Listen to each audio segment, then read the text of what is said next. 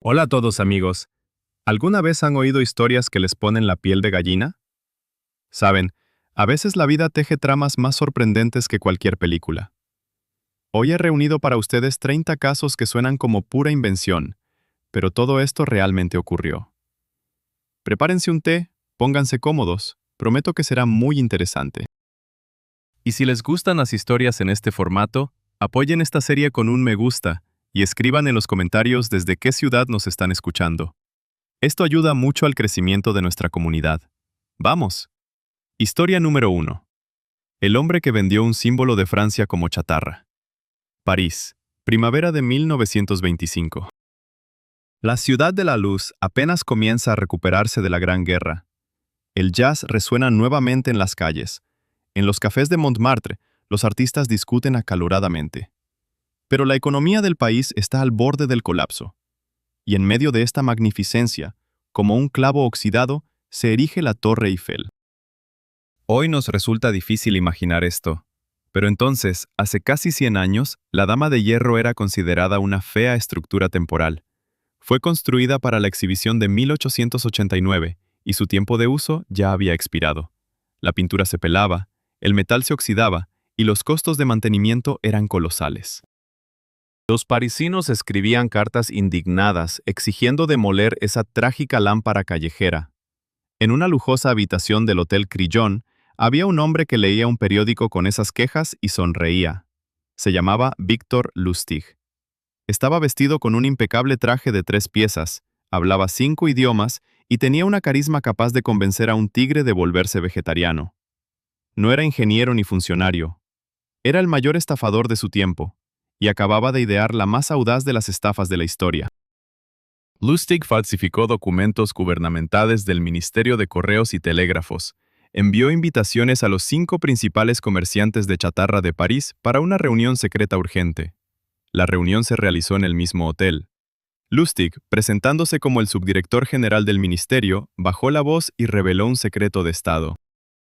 El gobierno de Francia, incapaz de seguir financiando la reparación de la Torre Eiffel, había tomado una difícil decisión.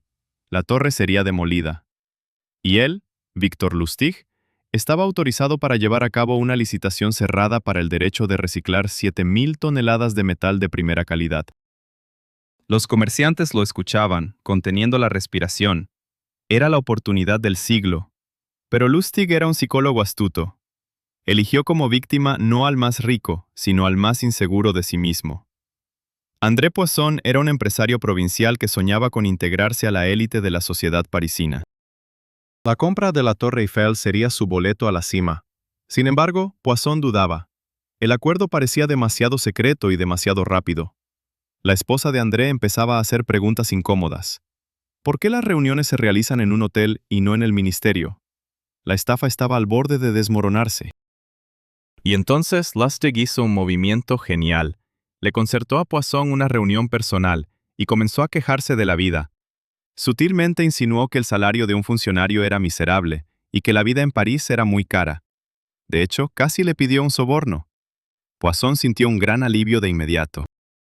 Si un funcionario pide un soborno, significa que es una persona real y honesta, lo que generaría sospechas, mientras que un burócrata corrupto es un elemento comprensible y habitual del sistema. Andrés Poisson no solo emitió un cheque por una suma gigantesca de 70.000 francos de esos años 1900, lo que hoy equivaldría a $1.000.000, sino que también le dio a Lustig un gran soborno adicional. Al recibir una maleta con dinero, Lustig se subió inmediatamente a un tren rumbo a Viena. A la mañana siguiente, Poisson llegó a la torre con un equipo de trabajadores listos para comenzar el desmantelamiento. Solo se puede imaginar la expresión en los rostros de los verdaderos vigilantes y guardianes cuando se les presentaron documentos falsos para demoler un patrimonio nacional. La vergüenza de Poisson fue tan grande que ni siquiera fue a la policía. Temía convertirse en el blanco de las burlas de todo París. Gracias a este silencio, Lustig no solo evitó el arresto. Un mes después, dándose cuenta de que no lo estaban buscando, regresó a París y trató de vender la torre nuevamente a otro comerciante. Solo que esta vez, la víctima atenta se dirigió a la policía, y Lustig tuvo que huir a América. Este hombre vendió aire, disfrazado como 7.000 toneladas de hierro, aprovechándose únicamente de la avaricia y vanidad de sus víctimas. Pero si Lustig confiaba en la psicología, los héroes de nuestra próxima historia se enfrentaron a un fenómeno que no obedecía a ninguna lógica. Se encontraron en el centro de una guerra, donde el enemigo no conocía el miedo, no sentía dolor, y lo más aterrador, era capaz de superar a un automóvil. Historia número 2. La Gran Guerra contra los emúes, o cómo las ametralladoras fueron derrotadas por las aves. Australia.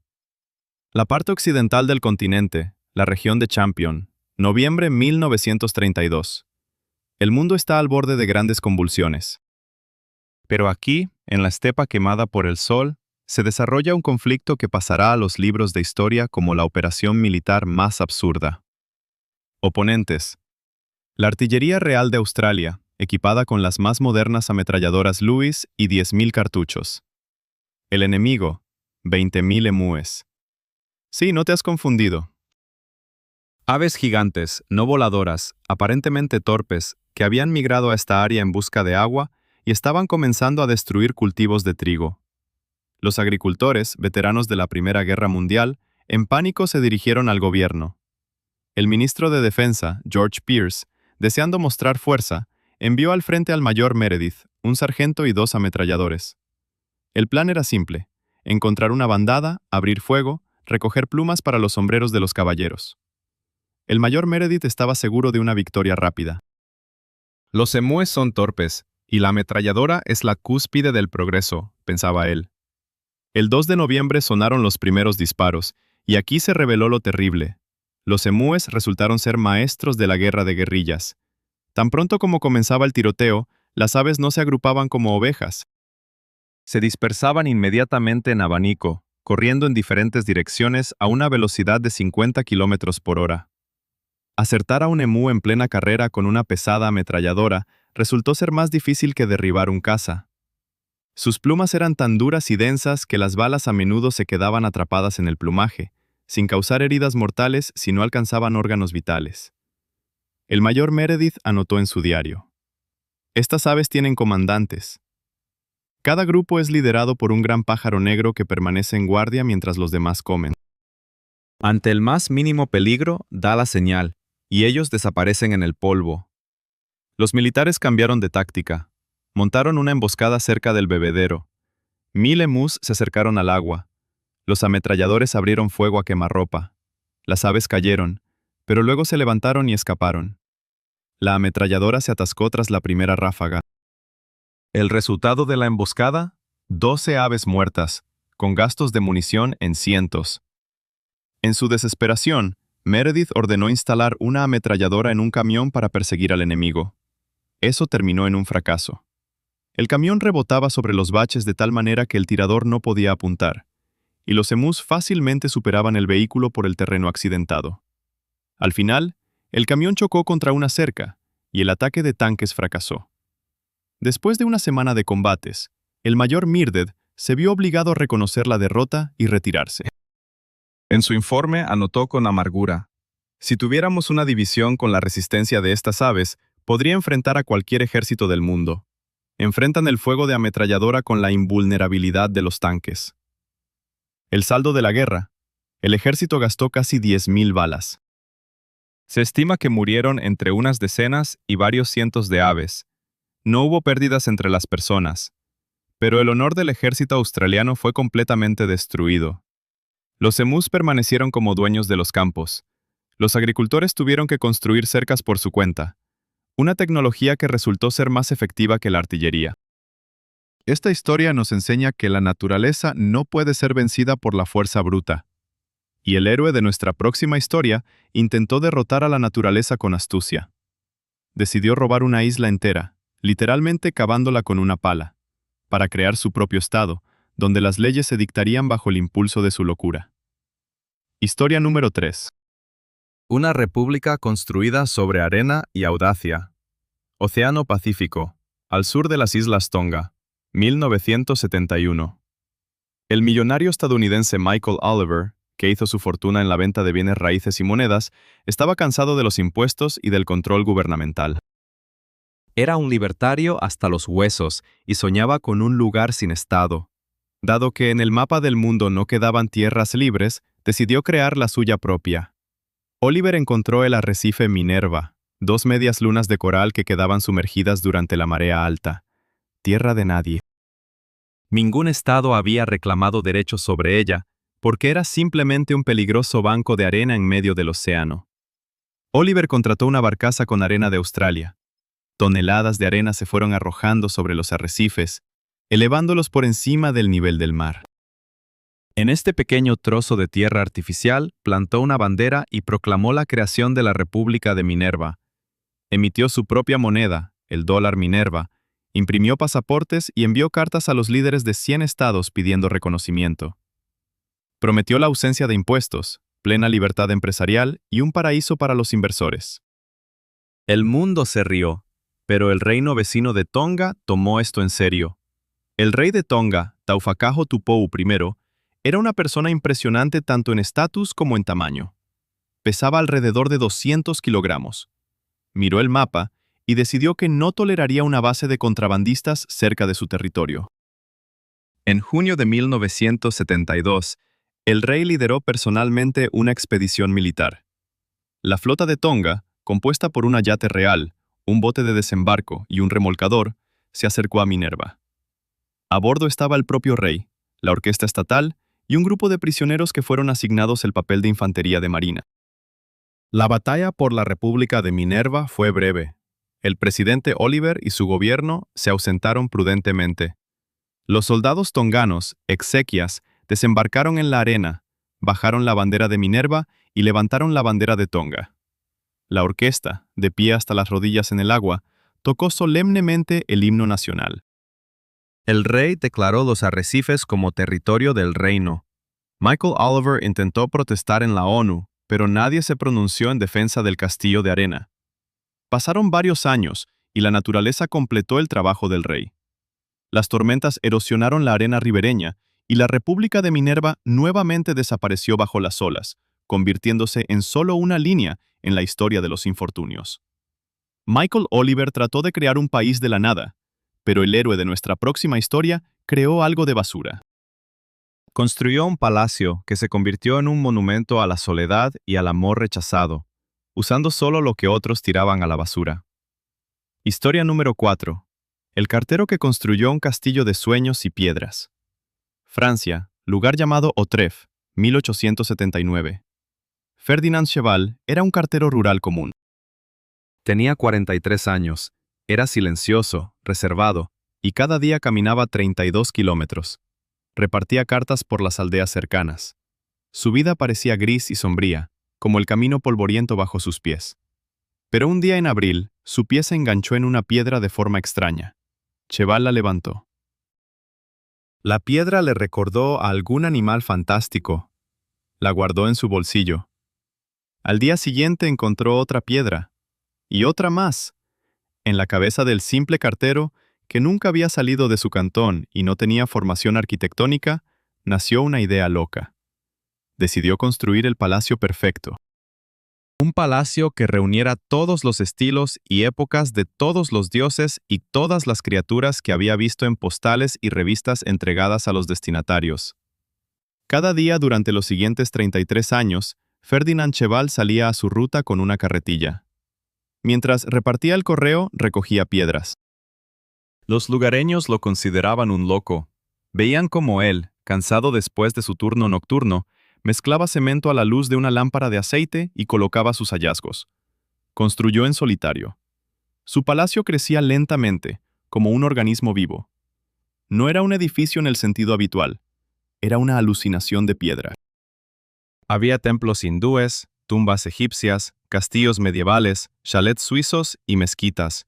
Las paredes estaban adornadas con figuras de pulpos, caimanes, elefantes y feigans. Bordaba con conchas y vidrio en la piedra. Cheval terminó la construcción en 1912, cuando tenía 76 años. El palacio tenía 26 metros de largo y 10 metros de alto. Quería ser enterrado en su creación, como un faraón, pero las leyes francesas prohibían el entierro fuera de los cementerios. Cheval no se rindió. A los 78 años fue al cementerio local y comenzó a construir de nuevo. Pasó otros 8 años levantando un mausoleo de silencio y paz infinita, en el mismo estilo fantástico. Murió a los 88 años, apenas un año después de completar el mausoleo.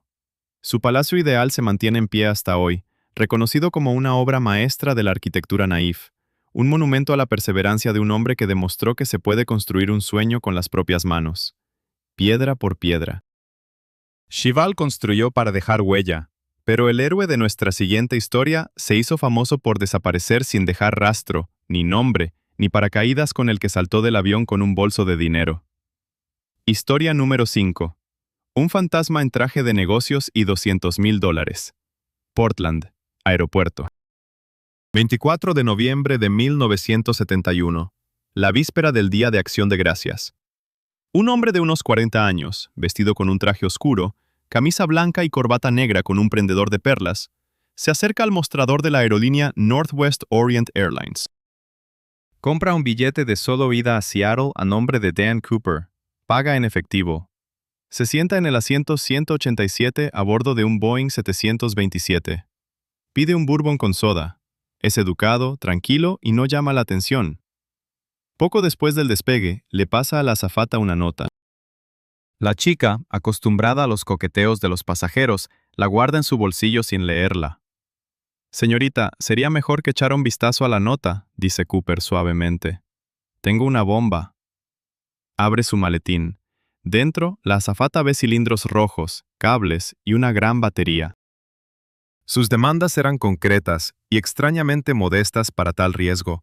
$200,000 en billetes de $20 y 4 paracaídas. No 2, sino 4. Esto hizo que la policía pensara que planeaba tomar rehenes. El avión dio vueltas sobre Seattle mientras en tierra se recolectaba el dinero y los paracaídas. Cooper no estaba nervioso. Pagó por su bebida e incluso insistió en que la azafata se quedara con el cambio. Cuando el avión aterrizó, dejó ir a todos los pasajeros y a 2 azafatas a cambio del dinero y los paracaídas. A bordo se quedaron los pilotos, el ingeniero de vuelo y una azafata. Cooper ordenó volar hacia México, pero a la velocidad mínima, con el tren de aterrizaje y los flaps extendidos, a una altura no mayor de 3,000 metros y, lo más importante, con la cabina despresurizada. El Boeing despegó en la noche. Llovía intensamente con un aguacero helado. 2 cazas de la Fuerza Aérea seguían al avión, pero en la oscuridad y las nubes perdieron contacto visual. En algún lugar sobre los bosques salvajes del estado de Washington, a las 20:13, se encendió un indicador en la cabina del piloto.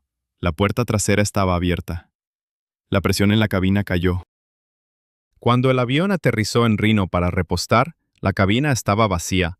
Dan Cooper había desaparecido, junto con el dinero y los paracaídas. Solo quedó su corbata barata con el prendedor en el asiento. El FBI inició la cacería más grande en su historia. Registraron los bosques, tragaron ríos, revisaron miles de sospechosos, pero solo encontraron un poco. En 1980, un niño encontró a la orilla del río Columbia un fajo de billetes de $20 en mal estado, cuyos números coincidían con el rescate. Sobrevivió Cooper.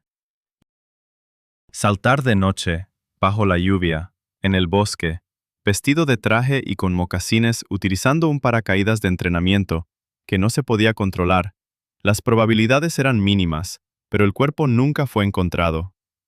La historia de Cooper, así es como lo llamaron erróneamente los periodistas, sigue siendo el único secuestro de avión no resuelto en la historia de la aviación estadounidense. Cooper dio un paso al vacío y se convirtió en leyenda. Pero el héroe de nuestra siguiente historia saltó al vacío para salvarse y sobrevivió donde era físicamente imposible, a la deriva en los restos de un barco entre tiburones, teniendo solo un reloj que se detuvo en el momento de la catástrofe. Historia número 6. El cocinero que vivió en el fondo del océano 3 días. Océano Atlántico, costas de Nigeria, mayo de 2013. El remolcador Jascon 4 realizaba una tarea rutinaria de mantenimiento en plataformas petroleras. A bordo había 12 personas, entre ellas, el cocinero de 39 años, Harrison Okine. A las 4:30 de la mañana, cuando la mayoría de la tripulación dormía, se desató una tormenta. una ola gigante volcó el barco. El remolcador comenzó a hundirse rápidamente. Harrison estaba en el baño. Esto lo salvó de una muerte instantánea en su camarote, pero no del terror. El barco se volvió cabeza abajo y se hundió a una profundidad de 30 metros.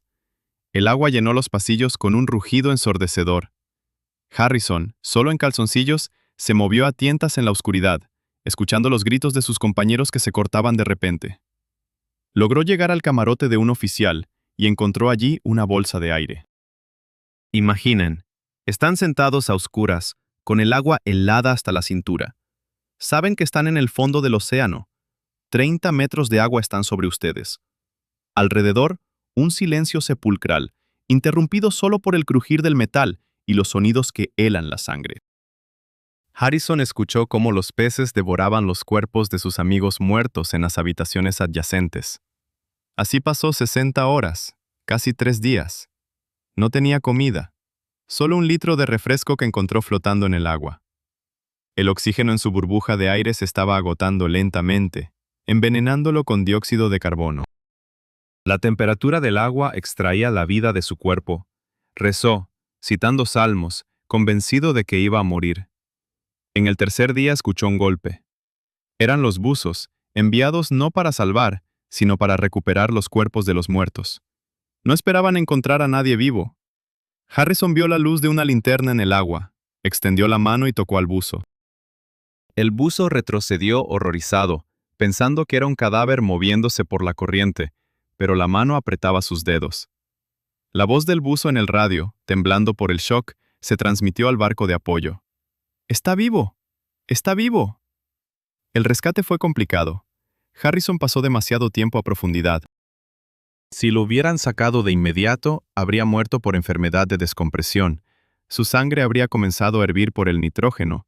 Le pusieron un casco, lo trasladaron a una campana de buceo y luego pasó otros 2 días en una cámara hiperbárica en la superficie, completando la descompresión. Harrison O'Kine se convirtió en el único sobreviviente de los 12 miembros de la tripulación. Su supervivencia en una bolsa de aire a tal profundidad durante tanto tiempo fue considerada un milagro fisiológico por los médicos. Nunca volvió a salir al mar, cambiando su profesión a cocinero en tierra firme.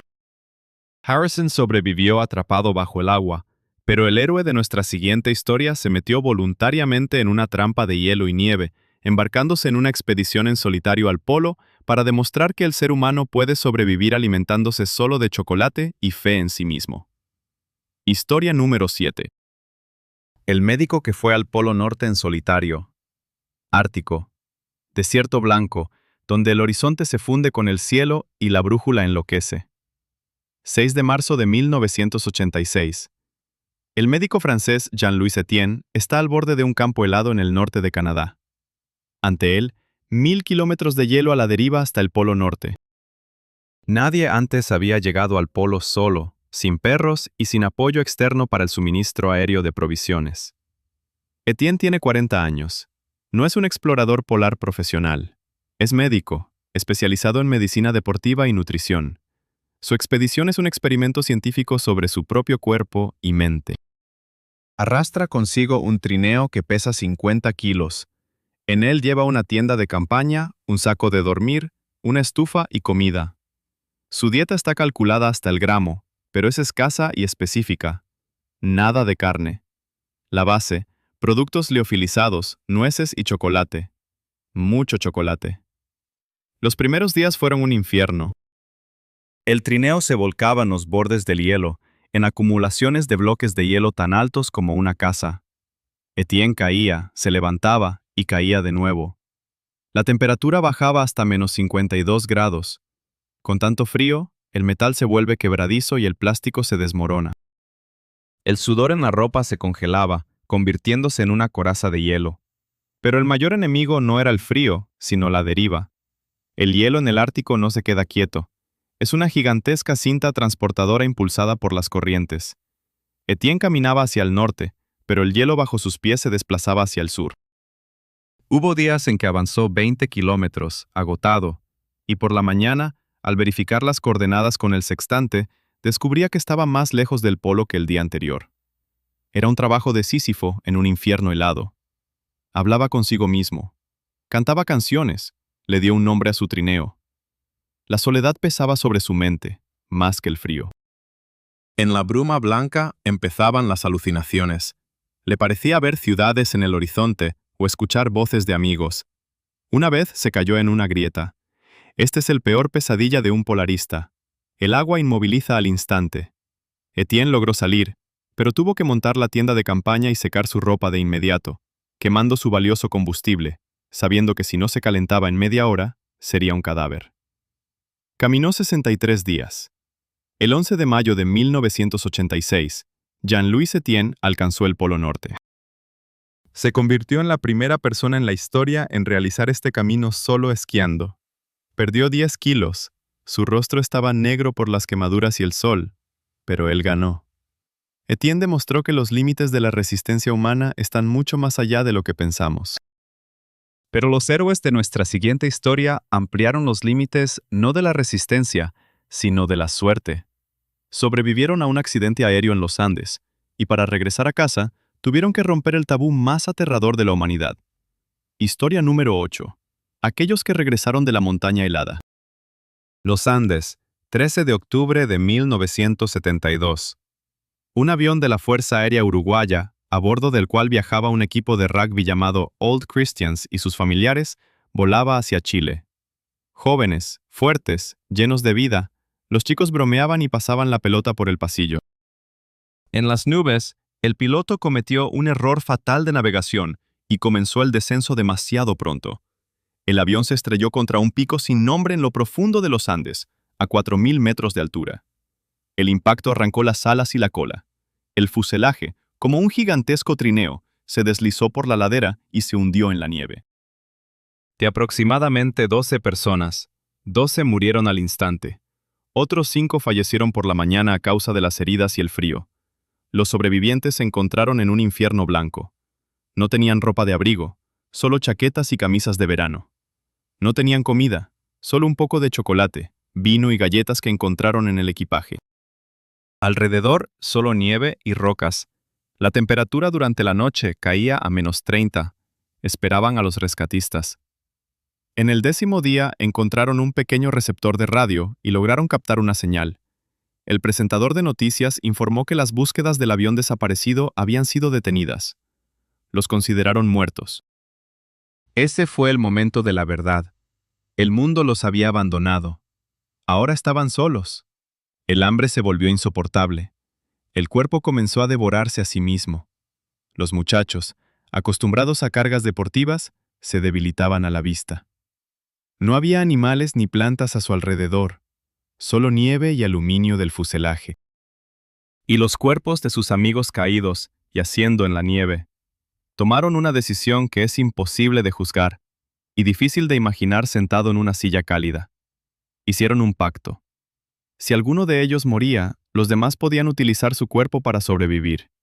Era una comunión de carne por la vida. Sobrevivieron 72 días. Una avalancha cayó sobre ellos, cubriendo el fuselaje y matando a 8 más. Dormían acurrucados unos contra otros para no congelarse. Al final, los 2 más fuertes, Nanda Parada y Roberto Conesa, decidieron ir en busca de ayuda. Sin equipo, sin mapas, agotados, realizaron un increíble paso a través de las altas montañas. Caminaron 10 días. Cuando vieron a un pastor chileno al otro lado de un río turbulento, Parada le lanzó una piedra con una nota envuelta. Decía, «Soy del avión que se estrelló en las montañas». 23 de diciembre, 14 esqueletos cubiertos de piel fueron rescatados. Su historia conmocionó al mundo. Al principio los juzgaron, los llamaron caníbales, pero cuando la gente se enteró de la verdad de lo que tuvieron que pasar, el juicio se convirtió en asombro por su fuerza de espíritu. Sobrevivieron gracias al amor por la vida y por los demás. Estas personas regresaron del más allá. Pero el héroe de nuestra próxima historia, por el contrario, se aventuró hacia el otro mundo, o al menos a su umbral, para salvar a miles de personas. Descendió al cráter de un volcán activo para tomar muestras de gas, sabiendo que podría quemarse vivo en cualquier momento. Historia número 10. El poeta del fuego, que descendió a la gola del diablo. El vulcanólogo belga Garun Tassiev era un hombre enamorado de la Tierra, pero no de aquella cubierta de praderas verdes y ríos tranquilos, sino de la que hierve, explota y expulsa en llamas. Consideraba los volcanes como seres vivos y dedicó su vida a comprender su lenguaje. 1948. El volcán Kitura en el Congo. Esta fue la primera erupción seria que Tassiev observó. Los lugareños huían en pánico, mientras él se dirigía hacia el flujo de lava. Se acercó tanto que el calor le quemó las cejas. Allí permaneció maravillado por la fuerza de la naturaleza y comprendió. Observar desde fuera no es suficiente. Era necesario mirar en su interior. Su hazaña más loca ocurrió en el volcán Nyiragongo en África. En el cráter de este volcán hay un lago constante de lava hirviendo. Un fenómeno raro y mortalmente peligroso. Es un gigantesco caldero de roca fundida, cuya temperatura supera los 1000 grados. Tassiev decidió descender a la primera terraza dentro del cráter para tomar muestras de gases. Nadie había hecho eso antes que él. Se puso un traje de amianto, similar a un traje de astronauta, y comenzó a descender por una cuerda. A su alrededor, las paredes del cráter resonaban con el estruendo. Gases venenosos, azufre, cloro, dióxido de carbono se arremolinaban en una espesa neblina. Una sola inhalación sin máscara de gas y los pulmones quedaban quemados. Descendió a una profundidad de casi 200 metros. Se encontraba en un mundo donde no regían las leyes humanas. Abajo, a solo unas decenas de metros bajo sus pies, burbujeaba la magma ardiente. Esta lanzaba fuentes de roca líquida. El calor era tal que incluso a través del traje protector, la piel ardía. Tassiev no solo tomó muestras, comenzó a filmar. Llevaba consigo una cámara de cine. Capturó la danza del fuego desde una distancia a la que ningún ser humano había llegado. Estaba en el borde de un saliente, mientras alrededor caían bombas y trozos de lava solidificada. En un momento, el viento cambió. Una nube de gas incandescente lo cubrió. La visibilidad desapareció. Respirar se volvió difícil incluso con la máscara. Tassiev comprendió que la trampa se había cerrado. Tiró de la cuerda de seguridad, señal de subir. Lo rescataron medio muerto, deshidratado, con quemaduras leves en los pulmones, pero feliz. Sus imágenes y datos revolucionaron la vulcanología. Goran Tassiev demostró que se pueden predecir volcanes, si no se tiene miedo de acercarse a ellos. Salvó miles de vidas al desarrollar sistemas de alerta temprana, basados en esas mismas muestras de gas que obtuvo, arriesgando su propia vida. Tassiev jugó con fuego y ganó. Pero los héroes de nuestra próxima historia se enfrentaron al agua, a agua muy grande. Intentaron cruzar el Océano Pacífico en una balsa de troncos de balsa para demostrar una teoría de la que todos los historiadores del mundo se reían. Historia número 10. 6 valientes en una balsa del pasado. Océano Pacífico, 28 de abril de 1947. En el puerto de Callao, en Perú, se botó un extraño barco al agua. No era un barco, ni un yate, ni siquiera un bote. Era una balsa, construida de 9 enormes troncos de madera de balsa, atados con cuerdas de cáñamo. Ni un solo clavo, ni un pedazo de metal. En la vela estaba pintado el rostro del dios Sol con tiki. A bordo estaban el antropólogo noruego Thor Heyerdahl y 5 de sus compañeros. Heyerdahl no sabe nadar, le tiene miedo al agua, pero su fe en su teoría es más fuerte que su miedo. Thor afirmaba que Polinesia no fue poblada desde Asia, como creían todos los científicos, sino desde América del Sur. Los indígenas pudieron cruzar el océano en balsas, decía. Los profesores se reían. Los troncos de balsa se mojarán y se hundirán en 2 semanas. Están condenados. Heyerdahl decidió demostrarlo con hechos. Salieron al océano abierto, entregando su destino a las corrientes de Humboldt y los vientos alisios. Las primeras semanas fueron una prueba. La balsa crujía y gemía en las olas. Las cuerdas se hundían en la madera. La tripulación seguía con preocupación el asentamiento de los troncos. Pero los científicos estaban equivocados. La balsa, impregnada de resina, no se hundía. Las cuerdas no desgastaban la madera, sino que, al contrario, se incrustaban en la suave madera, haciéndola más resistente. El océano se convirtió en su hogar. Los peces voladores saltaban a la cubierta por las mañanas, asegurando el desayuno. Capturaron atunes y dorados. Debajo de la balsa se instalaron tiburones ballena, gigantes del tamaño de un autobús, que nadaban pacíficamente al lado, tomando la balsa por un monstruo marino. Sobrevivieron tormentas cuando las olas eran más altas que el mástil. Ellos reparaban el timón, arriesgándose a ser arrojados por la borda. Enviaban radiogramas, y el mundo, conteniendo la respiración, seguía el punto en el mapa. En el día 101 de navegación vieron tierra. Era el atolón Raroya en el archipiélago de Tuamotu. Pero ver tierra es una cosa y desembarcar es otra. La balsa se dirigía directamente hacia los afilados arrecifes de coral. Este fue el momento más peligroso de la expedición. Gigantescas olas del mar lanzaban la balsa de múltiples toneladas contra las rocas. Heyerdahl ordenó a todos aferrarse a lo que pudieran. Golpe, ruido de troncos rompiéndose. El agua los cubrió completamente. Cuando la espuma se asentó, se encontraron en la laguna. La balsa estaba destrozada, pero los 6 estaban vivos. Habían cruzado 8.000 kilómetros por el océano abierto con tecnología de la Edad de Piedra. La expedición Kon-Tiki se convirtió en un triunfo del espíritu humano. Heyerdahl demostró que el océano no es una barrera, sino un camino para las civilizaciones antiguas. Su libro se convirtió en un bestseller, y su documental ganó un Oscar. Heyerdahl cruzó el océano en troncos, pero el héroe de nuestra siguiente historia cruzó el océano en un medio aún más extraño. En una bañera. Sí, en una bañera de hierro fundido común con un motor fuera de borda, para entrar en el libro de los récords Guinness, pero terminó en la tormenta del siglo. Historia número 11. El hombre que tomó un baño en medio del Atlántico. Estamos acostumbrados a pensar en los marineros como hombres rudos en barcos robustos, pero la historia conoce ejemplos donde la valentía se confunde con el absurdo. Conozcan al mayor Phil Morrison, un paracaidista británico retirado. En 1968, decidió que cruzar el Canal de la Mancha a nado o en yate era demasiado convencional. Fue a una tienda de fontanería, compró una bañera de hierro fundido, le añadió un motor fuera de borda, la llamó Matilda y cruzó el canal. Pero eso fue solo el comienzo. A principios de los años 80, cuando el mundo estaba obsesionado con los récords, apareció un hombre que decidió superarlos a todos. Se llamaba Tom McLean. Era un exsoldado de las Fuerzas Especiales, un hombre de acero que cruzó el Atlántico en solitario en un bote de remos. Pero no le pareció suficiente. Quería hacer algo que hiciera reír y asombrar a la gente al mismo tiempo.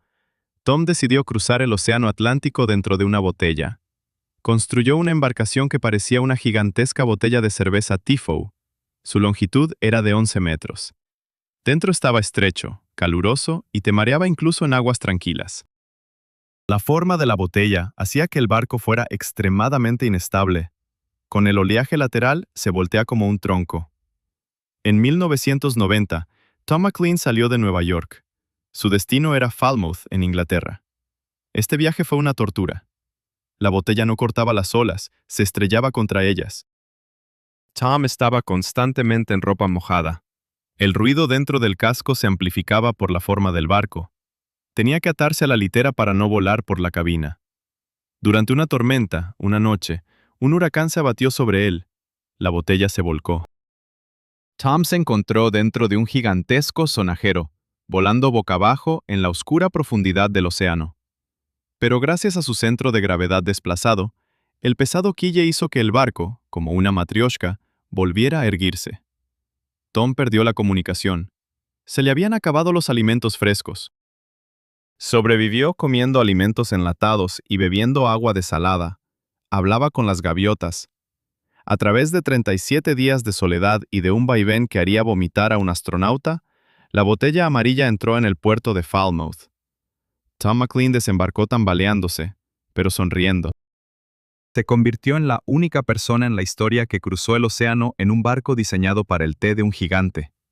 Este hombre convirtió lo absurdo en hazaña, pero el héroe de nuestra próxima historia realizó un acto que se consideró un crimen durante mucho tiempo.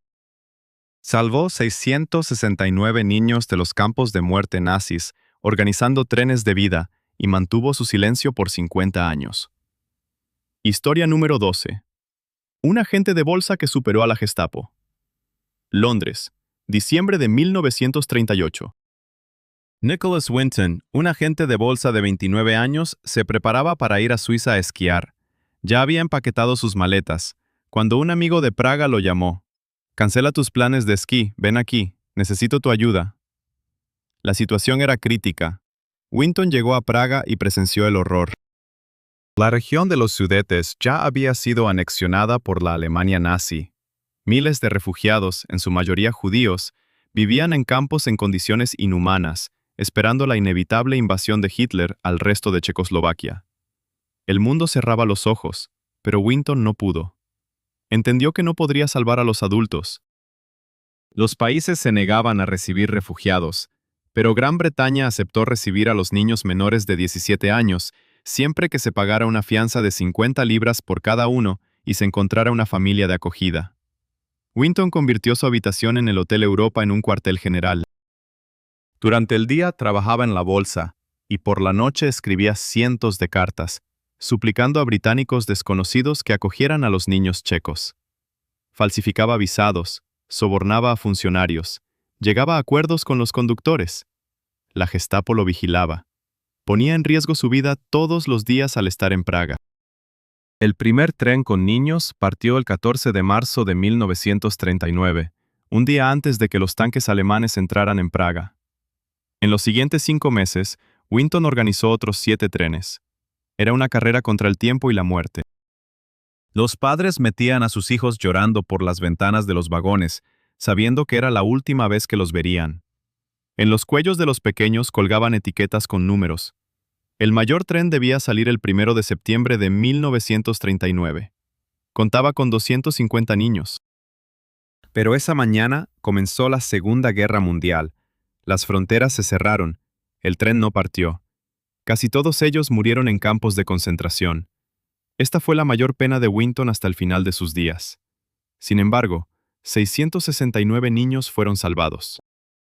Crecieron en Gran Bretaña y se convirtieron en médicos, científicos, políticos, directores. Entre ellos estaba Carl Reiner, el director de La mujer del teniente francés. Lo más sorprendente de esta historia es el silencio. Después de la guerra, Nicholas Winton no le contó a nadie sobre su hazaña.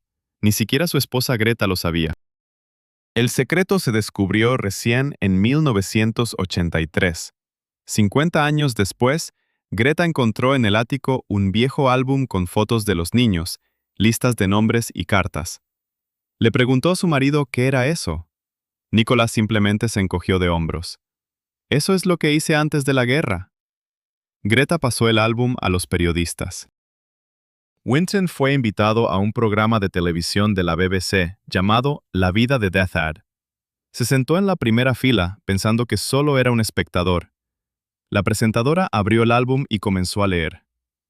«Aquí en la sala hay una persona cuyo nombre está en esta lista, Vera Gissing. Por favor, levántense».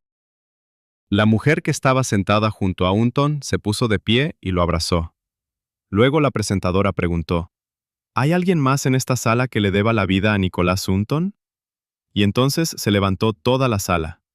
Decenas de personas, ya con lágrimas en los ojos. Eran esos mismos niños. Los niños de Winton. Nicholas Winton, el hombre que salvó una generación, lloraba en silencio, secándose los ojos con los dedos. Vivió 106 años, dejando tras de sí no solo recuerdos, sino también 6.000 descendientes, personas que él había salvado. Winton salvó a los niños de la guerra. Pero el héroe de nuestra próxima historia se salvó de la guerra él mismo, viviendo en el campanario de una catedral durante 100 días, alimentándose de palomas y agua de lluvia, mientras los combates se libraban en el suelo de su ciudad. Historia número 13. El hombre que vivió por encima de la guerra. Italia, ciudad de Cassino, 1944. Abajo se libra una de las batallas más sangrientas de la Segunda Guerra Mundial. Los aliados asaltan la línea Gustav. Los alemanes defienden con fanático empeño. La ciudad se ha convertido en ruinas. Del famoso monasterio de Montecassino solo quedan polvo y piedras. Pero en medio de este infierno hay un lugar al que la muerte no ha llegado. El medio destrozado campanario de la iglesia de San Juan. Allí, en una pequeña plataforma debajo de la campana, se esconde un hombre. Se llama Antonio. Antonio no es un soldado, es un loco del lugar, el tonto del pueblo, al que antes de la guerra todos lamentaban y alimentaban. Cuando comenzaron los bombardeos, todos los habitantes huyeron o murieron. Antonio, en pánico, subió al lugar más alto que conocía, al campanario. Una explosión derribó la escalera que conducía hacia abajo. Antonio quedó atrapado a 30 metros de altura. Abajo, en las calles, pasaban tanques y resonaban explosiones. Los soldados se mataban entre sí en combates cuerpo a cuerpo. Y arriba, en su nido de piedra, Antonio llevaba su extraña vida. Se convirtió en el fantasma de Casino. Los francotiradores de ambos bandos veían movimiento en la torre, pero no disparaban. Al principio pensaron que era un observador, pero Antonio se comportaba de manera demasiado extraña. Saludaba a las aves con los brazos, bailaba bajo el estruendo de la artillería y dormía en posición fetal al borde del abismo. Los soldados, exhaustos por la guerra, comenzaron a considerarlo una especie de talismán, el espíritu de esa ciudad muerta. El problema era la comida. Antonio no tenía provisiones, pero sí tenía vecinos, las palomas que también se escondían en el campanario. Antonio las atrapaba con las manos desnudas. Bebía el agua de lluvia que se acumulaba en las hendiduras de las viejas piedras. Vivió allí 105 días. Cuando finalmente los aliados tomaron la ciudad y los soldados polacos izaron la bandera sobre las ruinas del monasterio, escucharon un débil grito desde arriba. Los ingenieros construyeron una escalera de cuerda y rescataron a Antonio. Estaba exhausto, sucio, con barba, pero vivo, y sonreía. En sus bolsillos encontraron una colección de fragmentos de proyectiles que había recogido como si fueran joyas. Para él, la guerra era simplemente una tormenta ruidosa que había que aguantar. Antonio, el hombre que el mundo consideraba loco, resultó ser el más sensato de todos. Encontró la única manera de sobrevivir allí donde miles de personas normales habían muerto. Antonio sobrevivió gracias a la altura, pero los héroes de nuestra próxima historia sobrevivieron gracias a la profundidad y la oscuridad. Eran mineros, atrapados bajo tierra durante 2 semanas, y comían polvo de carbón para engañar al hambre, mientras los rescatistas perforaban la roca a ciegas. Historia número 14. El milagro en Lenghede o la llamada del más allá. Alemania, 24 de octubre de 1963. Mina de mineral de hierro en Lende. Una noche de turno normal. 129 mineros están bajo tierra, extrayendo mineral para el milagro económico alemán. A las 20 horas ocurrió lo que cada minero teme. Se rompió un estanque de agua. 500.000 metros cúbicos de un líquido helado, mezclado con barro y piedras, se precipitaron hacia los pozos de la mina. El torrente era tan poderoso que arrastraba vigas de acero y aplastaba vagonetas. 79 personas lograron subir a la superficie en las primeras horas. El resto quedó atrapado. La operación de rescate comenzó de inmediato, pero las esperanzas se desvanecían con cada hora que pasaba. Una semana después, el 1 de noviembre, la dirección de la mina declaró una ceremonia de duelo. Se anunció oficialmente: no hay vivos bajo tierra. La ventilación no funcionaba, el agua había inundado todas las cavidades conocidas. Pero en realidad, en la zona muerta, en un pequeño bolsillo de aire a una profundidad de 60 metros, había 21 personas. Estaban en completa oscuridad. El agua les llegaba al cuello, y el aire cada vez era menos. No tenían comida. Masticaban correas de cuero y lambían la condensación de las paredes. Para no volverse locos, cantaban himnos religiosos y se turnaban para contar historias sobre lo que comerían en la cena cuando salieran. El 3 de noviembre, 10 días después del accidente, 3 mineros decidieron tomar un paso desesperado. Se lanzaron al agua helada, tratando de nadar a través del túnel inundado hacia la salida. No regresaron. Quedaron 11, en la superficie. A pesar de la lógica y de las órdenes de detener los trabajos, un grupo de ingenieros decidió perforar un último pozo de control en un lugar que llamaron El Viejo, una explotación abandonada. La posibilidad de que alguien estuviera allí era de 1 en 1.000.000. La broca pasó a través de la roca y se hundió en el vacío. Los ingenieros bajaron un micrófono y de repente, a través de los ruidos estáticos, se escuchó un golpe. Toc, toc, toc. Luego una débil voz. Aquí hay 11 personas. Estamos vivos. Ayúdenos. Alemania se detuvo. Esto fue llamado el milagro en Lenghede. El canciller Ludwig Erhard interrumpió el trabajo del gobierno. Todo el país estaba pegado a sus televisores. La operación de rescate fue increíblemente complicada. El pozo era demasiado estrecho para una persona. Tenían que ensancharlo sin derribar el techo de la cueva donde estaban las personas. Les bajaban comida, ropa abrigada y cartas de sus seres queridos a través de un tubo estrecho. El 7 de noviembre, 2 semanas después de la catástrofe, fue rescatada la primera persona. El último, el 11º, fue un electricista de 50 años. Cuando vio el cielo, cayó de rodillas y lloró. Estas personas volvieron de la tumba, que ya les había acabado la burocracia. Pero la historia que abriremos a continuación contará sobre un hombre que se enterró vivo en una botella de vodka y despertó en la morgue para organizar la fiesta más alegre de su vida. Historia número 15. El difunto que se congeló para calentarse. Polonia, ciudad de Kamienna Góra, invierno de 1995. El frío es tan intenso que los pájaros se congelan en pleno vuelo.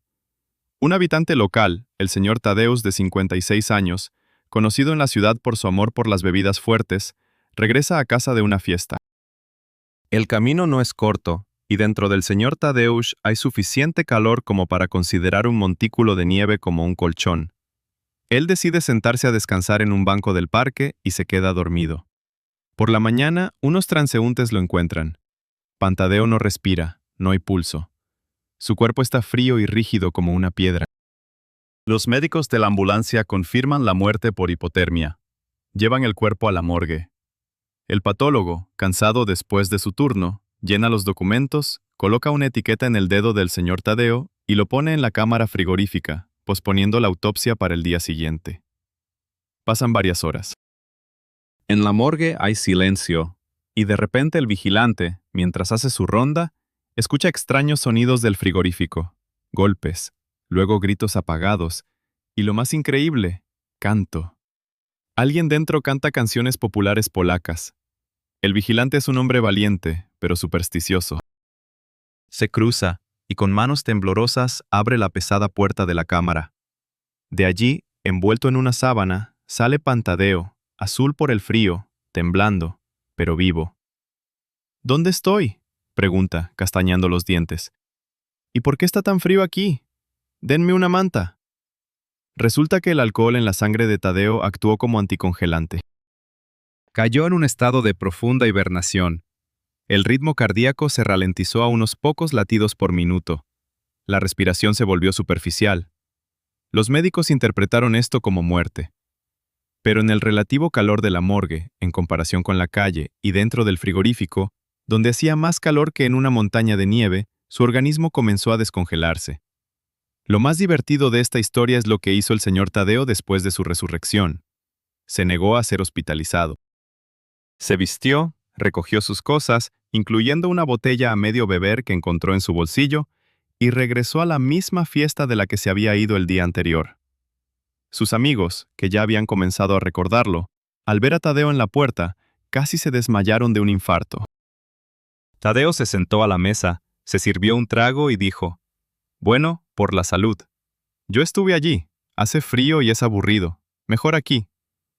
El señor Tadeo engañó a la muerte gracias al vodka, pero el héroe de nuestra próxima historia sobrevivió gracias a los relojes. Él fue la única persona que llegó tarde a los 2 vuelos más mortales en la historia. Simplemente porque le gustaba empacar lentamente. Historia número 16. El hombre que llegó tarde a la cita con la muerte. Imagina a un hombre que se despierta con una pesada sensación de frustración. Mira el despertador, que no sonó, a las maletas abiertas, y se da cuenta de que no ha llegado a tiempo. El taxi se ha quedado atrapado en el tráfico, el check-in está cerrado, y el avión en el que debía volar ya está ascendiendo, dejándolo en el caluroso terminal del aeropuerto. En ese momento, maldice su lentitud y su destino. Aún no sabe que en una hora estará de rodillas agradeciendo al cielo por cada minuto perdido. Martin de Jong, un ciclista profesional de los Países Bajos. Su vida son constantes vuelos, competencias y un horario ajustado, pero en 2014, su ángel guardián personal parece haber trabajado horas extra, haciendo lo imposible 2 veces en 4 meses.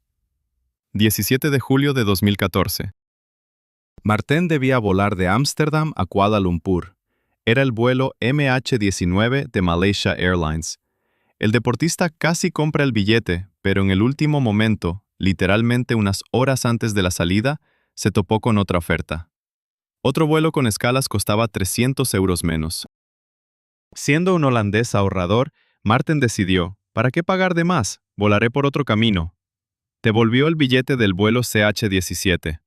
Unas horas después de despegar, ese avión fue derribado en el cielo sobre Ucrania. Murieron todos los 298 personas. Marten veía las noticias en el aeropuerto, apretando en sus manos su billete barato, y no podía pronunciar ni una palabra. Cualquier otra persona después de un acontecimiento así nunca volvería a subir a un avión. Pero Marten era deportista, y sus contratos exigían su presencia en el otro extremo del mundo. 8 de marzo de 2014. Sí, retrocedemos en el tiempo para comprender la magnitud de la mística. Vuelo MX370. Ese mismo Boeing desaparecido que se convirtió en el misterio principal del siglo. Marten de Jong debía estar a bordo. Estaba en el mostrador de facturación en Kuala Lumpur, pero surgió un problema técnico con su equipaje o documentos. Se retrasó solo 10 minutos. Las puertas se cerraron frente a su cara. El avión salió sin él. Una hora después, el MH0 desapareció de los radares para siempre, disolviéndose en las infinitas aguas del Océano Índico. 239 personas desaparecieron sin dejar rastro. Marten de Jong compró 2 veces en un año billetes para vuelos fantasmas.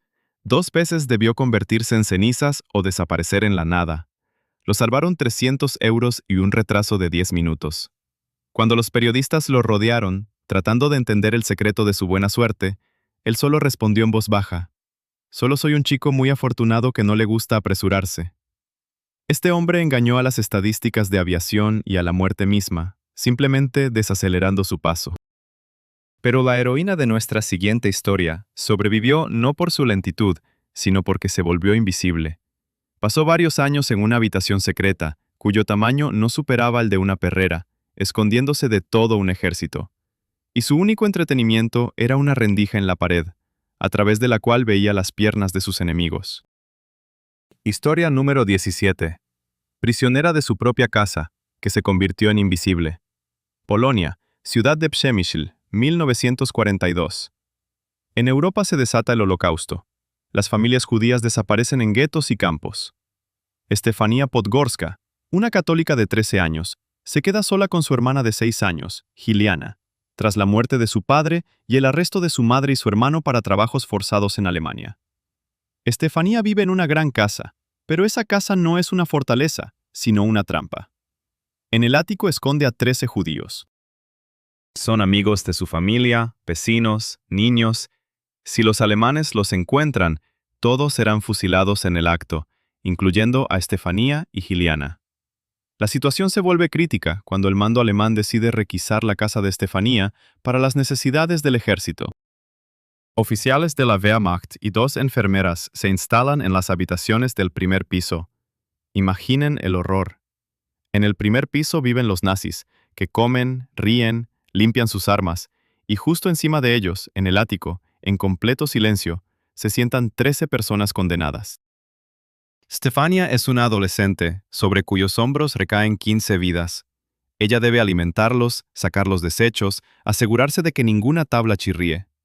Trabaja en una fábrica para ganar dinero para comida, comprando productos en el mercado negro en diferentes partes de la ciudad, para no levantar sospechas comprando grandes cantidades de pan.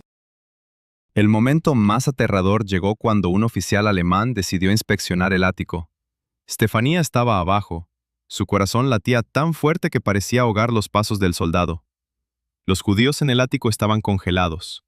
Uno de ellos, Josif, sostenía en sus manos un frasco con veneno, listo para quitarse la vida junto con su familia, para no caer vivos en manos de la Gestapo.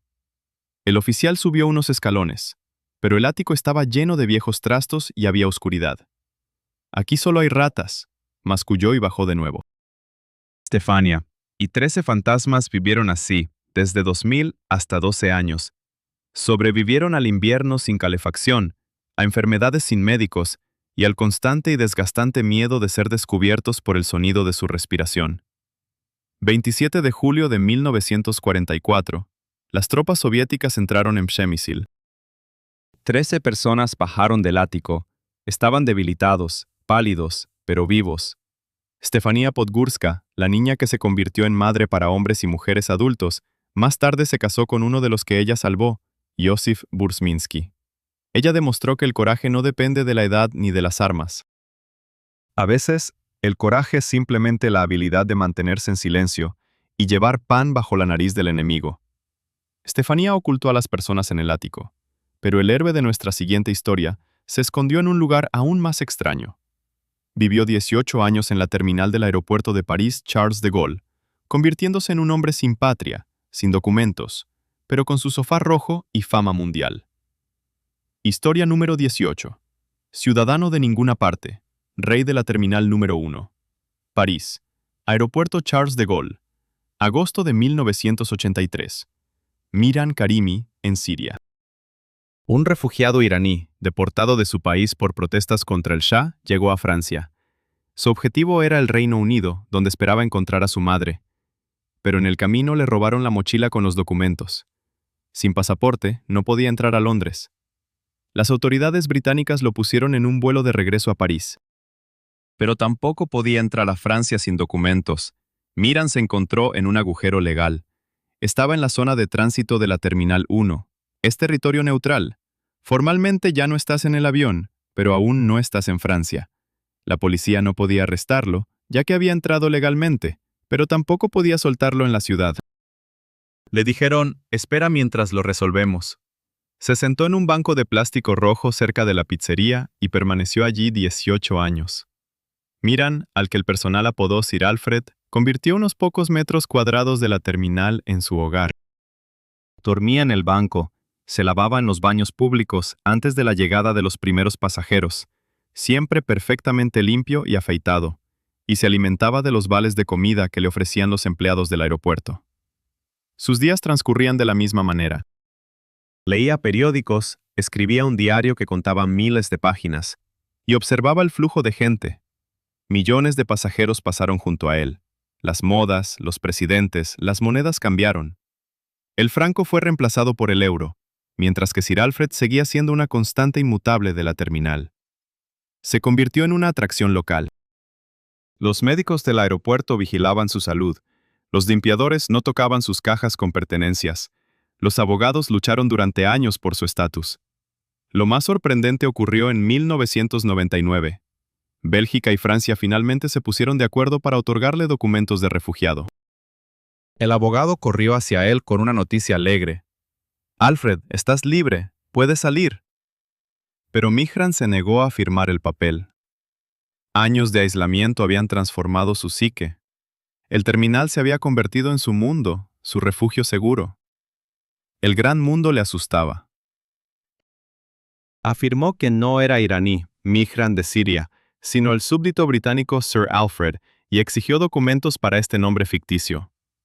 Vivió en el aeropuerto hasta 2006, hasta que fue hospitalizado por enfermedad. Solo entonces, en una camilla de ambulancia, salió por primera vez en 18 años del edificio del terminal. Steven Spielberg compró los derechos de su historia por $250,000 y realizó la película El Terminal con Tom Hanks. Pero en la película, el héroe encuentra amor y salida. En realidad, el hombre iraní, tras recibir el dinero, no pudo adaptarse a la vida. Vivió en refugios y en 2021 regresó al mismo aeropuerto Charles de Gaulle y murió allí, en aquel mismo banco que había sido su único hogar. Un hombre que se convirtió en prisionero de la libertad de movimiento.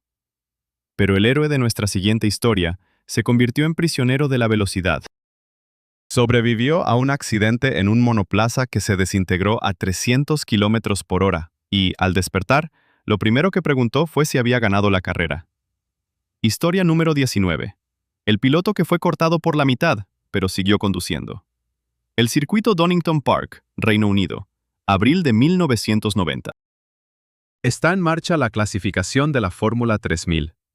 El joven piloto británico Martin Donnelly está al volante de su monoplaza Lotus amarillo. Es talentoso, ambicioso y sueña con la Fórmula 1. En una de las curvas más rápidas del circuito, la suspensión de su coche se rompe. A la velocidad de 270 kilómetros por hora, el monoplaza se convierte en un proyectil incontrolable. Impacta contra la barrera de hormigón en un ángulo recto. El choque fue tan poderoso que el monocasco de fibra de carbono, la cápsula de seguridad que debería proteger al piloto, se desgarró como una bolsa de papel. El coche literalmente se desintegró. El motor voló en una dirección, las ruedas en otra, y Martin Donnelly salió despedido directamente sobre el asfalto. La escena que presenciaron los comisarios y médicos fue aterradora. El piloto yacía en el medio de la pista, atrapado en un trozo del asiento. Su cuerpo estaba en una posición antinatural, parecida a la de una muñeca de trapo. Una pierna estaba doblada hacia atrás. El casco estaba destrozado. No respiraba. Su rostro comenzó a tornarse morado. El profesor Sid Watkins, médico jefe de la Fórmula 1, llegó al lugar en 30 segundos. Vio que Donnelly estaba muriendo. Comenzó la reanimación directamente sobre el asfalto, en un charco de combustible y sangre. Sid abrió manualmente las vías respiratorias del piloto y hizo que su corazón latiera de nuevo. Martin tenía múltiples fracturas en el cráneo, las piernas y la pelvis, colapso pulmonar y hemorragias internas. Los médicos en el hospital le daban 0 posibilidades de supervivencia. Ni siquiera operaron las piernas de inmediato, pensando que iba a morir por las lesiones en el cerebro. Pero Martin Donnelly se negó a morir. Pasó 7 semanas en coma. Su cuerpo fue reensamblado como un rompecabezas. Los médicos utilizaron placas de titanio, clavos y tornillos. 3 meses después despertó. Lo primero que preguntó al ver a Sid Watkins fue: ¿cuándo podré volver a conducir? Los médicos dijeron que nunca volvería a caminar. Martín aprendió a caminar, aunque con una fuerte cojera. Dijeron que nunca podría conducir un coche de carreras. 3 años después, Martin Donald volvió a la pista. Por supuesto, su carrera en la Fórmula 1 terminó sin haber comenzado, pero se convirtió en un exitoso director de equipo y mentor de jóvenes pilotos. La fotografía de su cuerpo tendido en la pista se considera una de las imágenes más impactantes en la historia del automovilismo. Pero el mismo Martín la mira con una sonrisa. Fue un mal día en la oficina, pero aún estoy aquí. Donnelly sobrevivió tras chocar contra el concreto, pero el héroe de nuestra próxima historia sobrevivió tras caer al agua desde una altura de 75 metros. Se lanzó desde el puente Golden Gate no por la fama, sino para morir. Pero el agua se negó a aceptarlo. Historia número 20. Un segundo de arrepentimiento de 70 metros. San Francisco, puente Golden Gate. 25 de septiembre de 2000. Kevin Hens tiene 19 años. Sufre de una profunda depresión y trastorno bipolar. Voces en su cabeza le convencen de que no es necesario, que es una carga, que la única salida es dar un paso hacia abajo. Se sube a un autobús, llorando todo el camino, esperando que al menos alguien le pregunte: «Oye, ¿estás bien?». Si al menos una persona hubiera prestado atención, no lo habría hecho, pero la gente miraba hacia otro lado. En el puente, una turista le pidió que le tomara una foto, pero no notó las lágrimas en su rostro. Kevin se acercó a la barandilla, 75 metros hasta el agua. La velocidad de la caída es de 120 kilómetros por hora. El impacto con el agua desde esa altura es comparable al impacto con una pared de concreto. La tasa de supervivencia es inferior al 1%. Se subió a la barandilla y se lanzó. Y en el mismo instante en que sus manos se desconectaron del metal, tuvo una revelación. Una idea que casi todos los sobrevivientes de suicidio experimentan. Quiero vivir. Todos los problemas que parecían insuperables un segundo antes, de repente se volvieron insignificantes y solucionables. Todo, excepto uno. Ya estaba cayendo. En 4 segundos de caída, Kevin tuvo tiempo de agruparse. Se dio cuenta de que si caía de espaldas, lo destrozaría. Estiró las piernas, tratando de entrar al agua como un soldado. El golpe fue monstruoso. Se rompió 2 vértebras, pero no cortaron la médula espinal. Los fragmentos se detuvieron a milímetros de los nervios. Sus pulmones estaban golpeados, no podía respirar. Kevin se hundió profundamente en el agua. El instinto de vida que despertó en el vuelo lo impulsó a nadar hacia la superficie. A pesar del dolor insoportable en su espalda, salió a flote, respirando aire. Pero entonces apareció una nueva amenaza. La corriente bajo el puente Golden Gate es muy fuerte y el agua helada. Kevin comenzó a hundirse. Y entonces ocurrió algo que los escépticos llamarían coincidencia, y los creyentes, un milagro. Kevin sintió como algo grande y resbaladizo lo empujaba desde abajo. Pensó, un tiburón. Sobrevivía a la caída solo para ser devorado por un tiburón. Pero no era un tiburón, era un león marino. El animal nadaba en círculos bajo él, empujándolo hacia la superficie, evitando que su cabeza se hundiera, hasta que llegó un barco de la Guardia Costera. Kevin Hazen se convirtió en una de las 36 personas que sobrevivieron tras saltar de este puente entre miles de fallecidos. Hoy es un orador conocido y un activista en la prevención del suicidio. Cuenta su historia para transmitir un mensaje simple. El momento en que sueltas la barandilla es el momento en que te das cuenta de que has cometido un error. No lo pruebes en ti mismo. Kevin sobrevivió gracias a una foca marina, pero los héroes de nuestra próxima historia sobrevivieron gracias a la cerveza. Sí, en sentido literal. Durante el terremoto, se encontraron atrapados bajo los escombros de un bar y bebieron lo que tenían a la mano para no morir de sed. Historia número 21. La barra que se convirtió en arca. Ciudad de México, 19 de septiembre de 1985. Mañana. La ciudad despierta. La gente se apresura a trabajar. A las 7:19, la tierra tiembla. Un terremoto de magnitud 8.1 convierte el centro de la capital en polvo. Los edificios de varias plantas se pliegan como acordeones, hospitales, hoteles, casas residenciales. Todo se derrumba en segundos. En uno de los edificios destruidos, 3 sobrevivientes quedan atrapados bajo toneladas de concreto en un bolsillo de aire. Eran empleados de un pequeño bar o quizás noctámbulos que se quedaron hasta la mañana. La historia ha conservado sus nombres, pero lo más importante son las circunstancias. Estaban atrapados en completa oscuridad. Había poco aire, pero lo suficiente para respirar. El principal problema era la sed. Ciudad de México es una ciudad calurosa, y en el espacio cerrado bajo los escombros, la temperatura aumentaba rápidamente. No había agua. Las tuberías estaban rotas. Pero la suerte, o la ironía del destino, quiso que se encontraran precisamente en el almacén del bar. A su alrededor, milagrosamente intactas, había cajas de cerveza y vino. En una situación normal, el alcohol deshidrata el organismo. Los médicos dirían que beber alcohol en esa situación es un suicidio. Pero estas personas no tenían elección. O bebían eso, o morían de deshidratación. Pasaron 3 días bajo los escombros, 9 días en total. 9 días se alimentaron únicamente del líquido de las botellas. Bebían cerveza para obtener algunas calorías y humedad. Bromeaban diciendo que era la fiesta más larga de sus vidas, aunque en realidad estaban al borde de la locura por el miedo, el dolor y la embriaguez en la oscuridad. Cuando los rescatistas, que ya habían perdido la esperanza de encontrar a alguien vivo, escucharon golpes y llegaron hasta ellos, sintieron un fuerte olor a alcohol. Los 3 sobrevivientes estaban exhaustos, deshidratados. El alcohol, después de todo, es un mal sustituto del agua, pero estaban vivos. Su rescate se convirtió en un símbolo de la vitalidad de los mexicanos. Los periódicos escribían, México no puede ser destruido mientras haya tequila y esperanza. Los médicos luego reconocieron que, tal vez, el azúcar y las calorías en las bebidas, así como el efecto sedante del alcohol, les ayudaron a panicar menos y gastar menos oxígeno, lo que jugó un papel en su supervivencia. Estas personas bebieron por la vida en la oscuridad. Pero el héroe de nuestra siguiente historia solo bebió agua de mar y sangre de tortugas. Pasó en el océano no 9 días, ni siquiera 100, sino 438 días.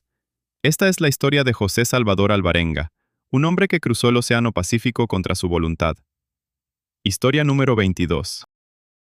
El hombre que se convirtió en parte del océano, México, costa de Chiapas, 17 de noviembre de 2012.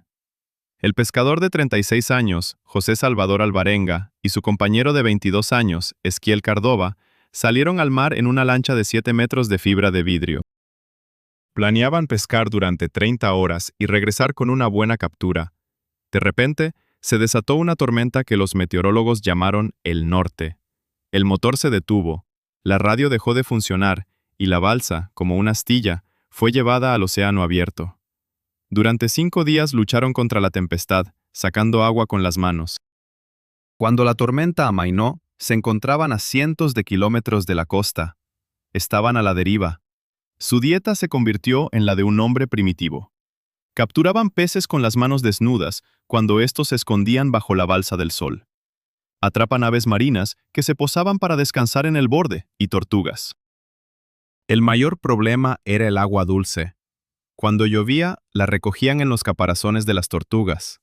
Cuando no había lluvias, Alvarenga bebía la sangre de las tortugas y su propia orina. Su joven compañero no resistió.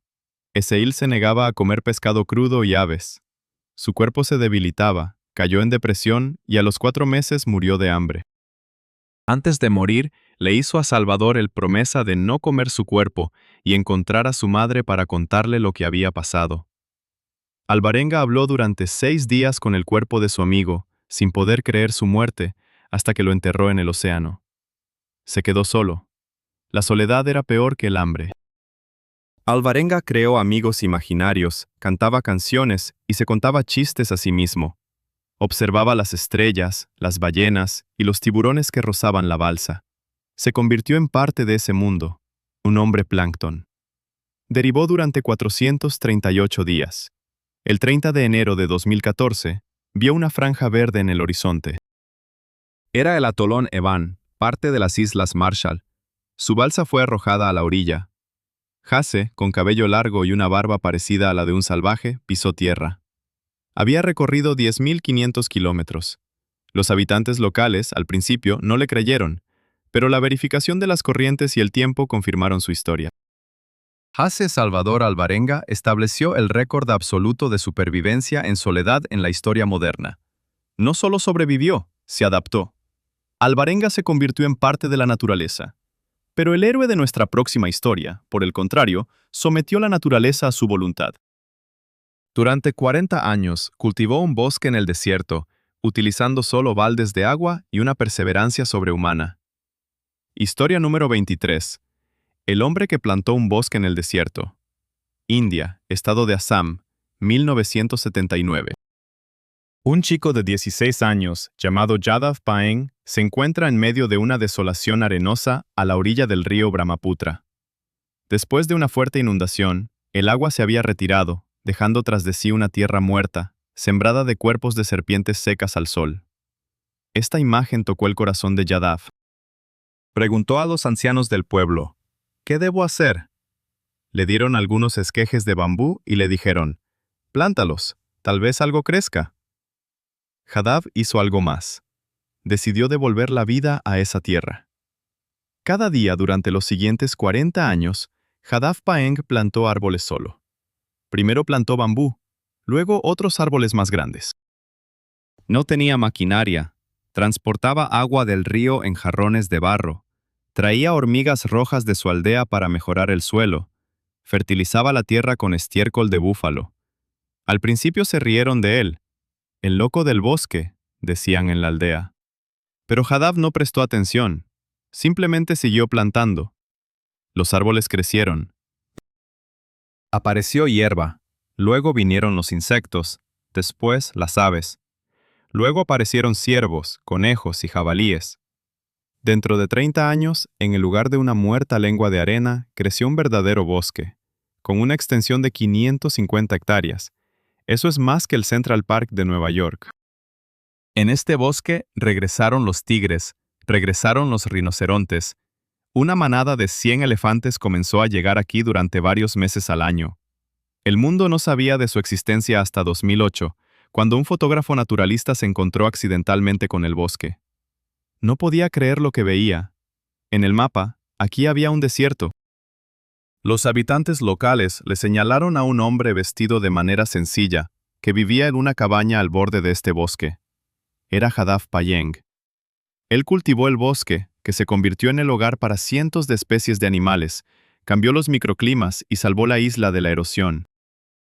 Cuando le preguntaron por qué lo hizo, respondió, simplemente planté árboles para que los animales tuvieran un hogar. Si no cuidamos de la naturaleza, ¿quién lo hará?